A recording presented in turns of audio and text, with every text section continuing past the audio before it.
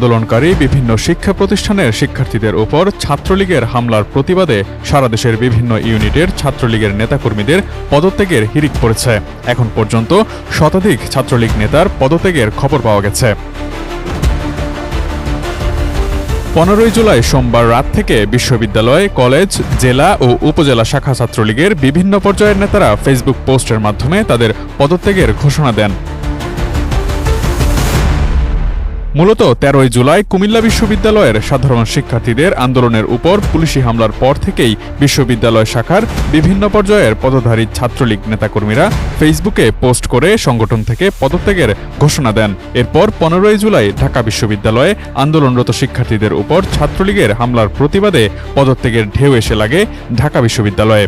বিশ্ববিদ্যালয়ের হল, ইনস্টিটিউট, অনুষদ শাখার প্রায় অর্ধশতাধিক ছাত্রলীগ নেতা ফেসবুক পোস্ট ও ফেসবুক লাইভের মাধ্যমে নিজেদের পদত্যাগের ঘোষণা দেন। আমি মোহাম্মদ শিপন মিয়া, সাবেক সহসভাপতি বিজয় একাত্তর হল ছাত্রলীগ, ঢাকা বিশ্ববিদ্যালয়। কেন সাবেক বললাম, এটা ইতিমধ্যে আমি আমার অবস্থান পরিষ্কার করেছি। আমি চলমান ছাত্র আন্দোলনকে সমর্থন করে, এই যৌক্তিক কোটা সংস্কার আন্দোলনকে সমর্থন করে এবং যারা কোটা সংস্কারের এই যৌক্তিক আন্দোলনের বিপক্ষে, তাদের পক্ষে থাকা আমার পক্ষে সম্ভব নয় বিধায় আমি আমার পদ থেকে স্বেচ্ছায় অব্যাহতি নিলাম।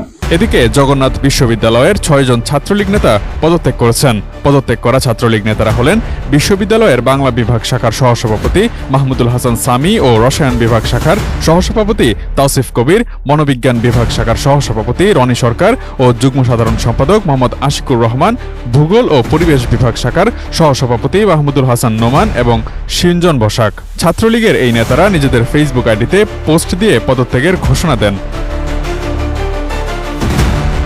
এদিকে সারা দেশে ছাত্রদের উপর হামলার প্রতিবাদে কুমিল্লা ভিক্টোরিয়া সরকারি কলেজের কয়েকটি বিভাগের পরীক্ষা বর্জন করেছেন শিক্ষার্থীরা।